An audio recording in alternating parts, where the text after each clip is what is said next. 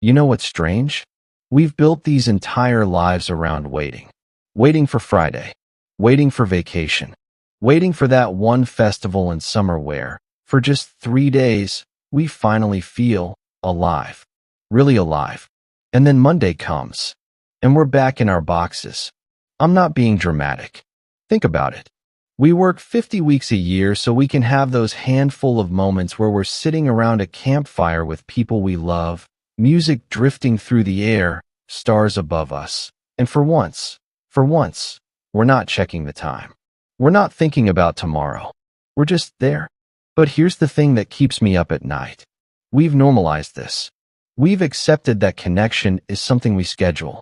That gathering is something we have to plan months in advance, book tickets for, drive hours to experience. And then it's over.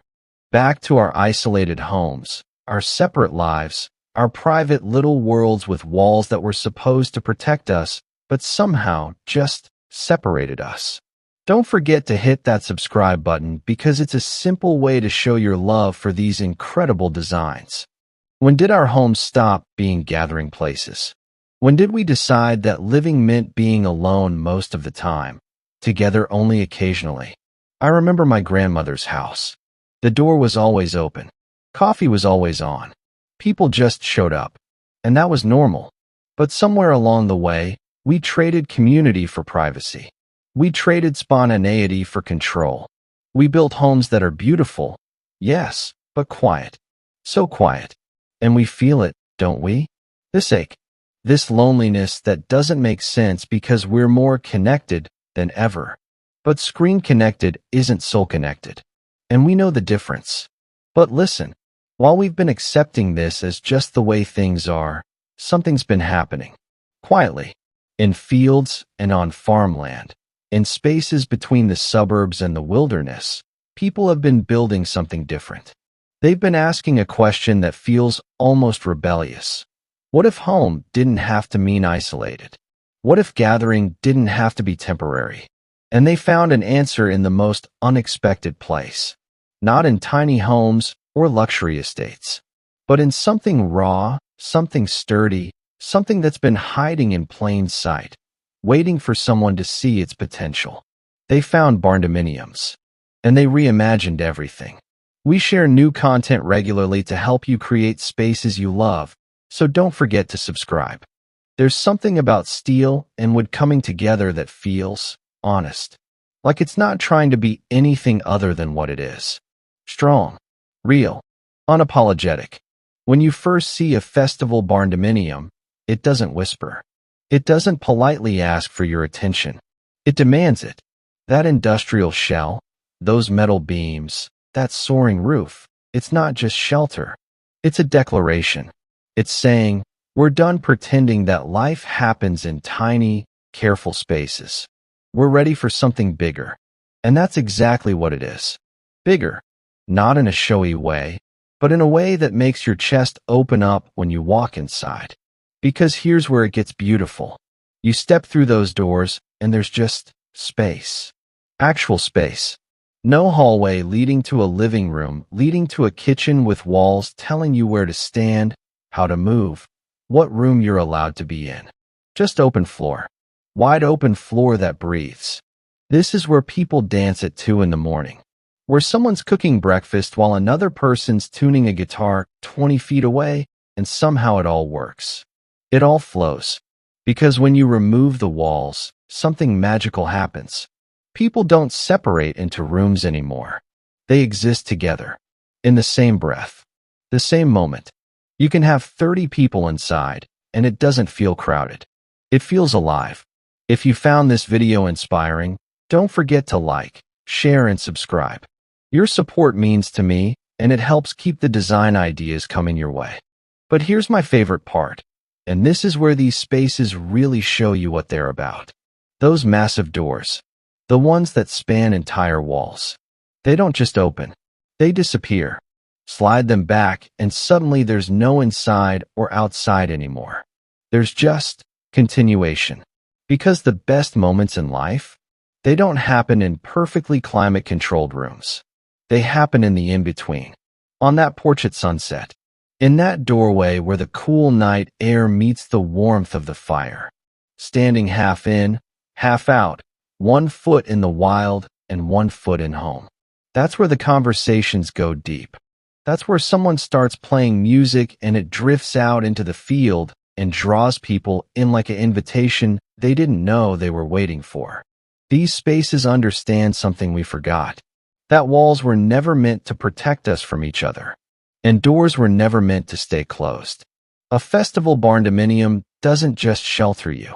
It holds you, holds your people, holds your music, your laughter, your 3 a.m. conversations about life and meaning and why we're here.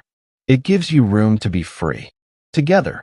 And once you felt that, once you've experienced what it's like to live in a space that encourages gathering instead of isolation, you can't go back to boxes. If you love this type of look, hit that subscribe button to help us create more videos. And let us know in the comments what you'd love to see in future videos. Now let me tell you about the details. The ones that turn a building into a life you actually want to live. Picture this. There's a corner of the space. Maybe it's raised slightly. Maybe it's just defined by the way the light hits it. And it's a stage. Not a makeshift one. A real stage.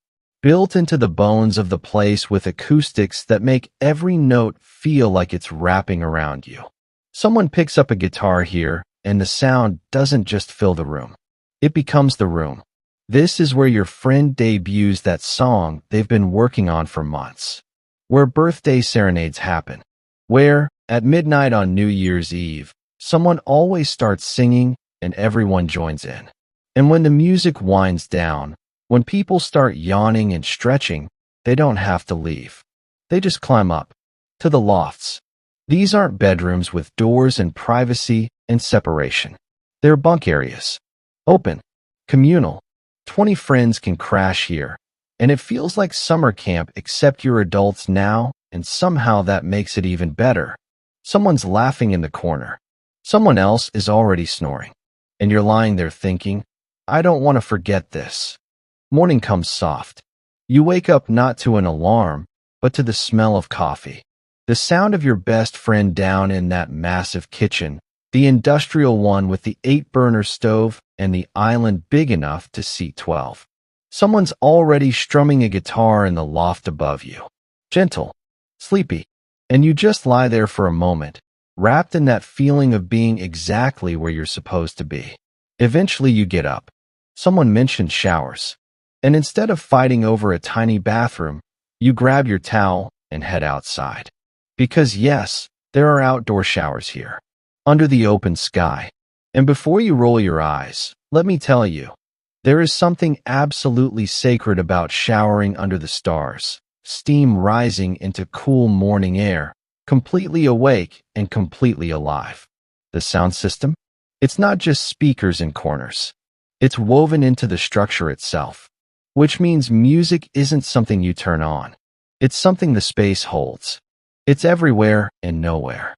It's the heartbeat of the place. Every single feature here isn't just functional. It's a memory waiting to happen. A story you haven't lived yet, but somehow already miss.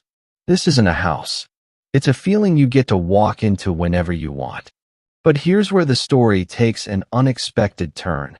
Beneath all the sunlit calm and coastal charm, there's a quiet practicality at work. This isn't just a dreamy escape for surfers and makers. It's smart. It's intentional.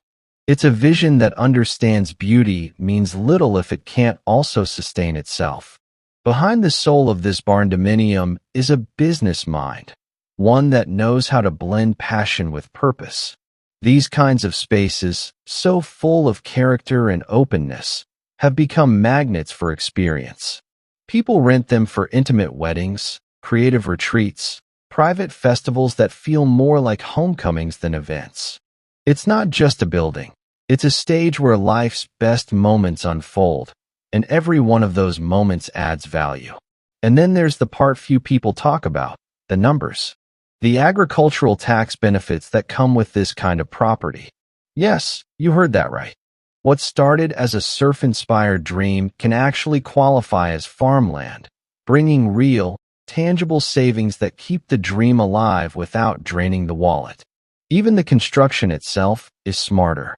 The shell of a barndominium can cost 30 to 40% less than a traditional home, without losing strength, without losing soul. You get space, real, open space, at a fraction of the cost, wrapped in design that still feels handcrafted and human. So no, this isn't just a lifestyle. It's an investment,